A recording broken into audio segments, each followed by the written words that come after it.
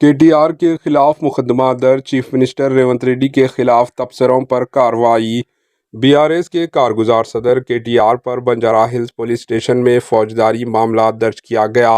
हाल ही में केटीआर ने तबसरा किया था कि चीफ मिनिस्टर रेवंत रेड्डी ने दिल्ली को रकम भेजी है। इन्होंने दावा किया था कि 2500 करोड़ रुपए इकट्ठा करके रेवंत रेड्डी ने ये रकम दिल्ली में पार्टी क़यादत को रवाना की।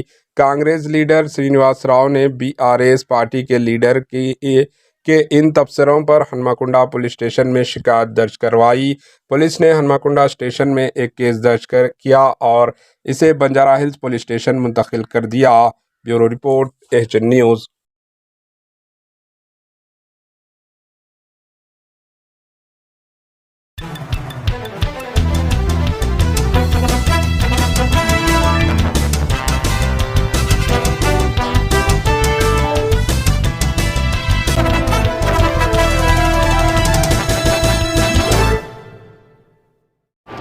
एचएन न्यूज़ को लाइक करें, शेयर करें और सब्सक्राइब करना ना भूलें।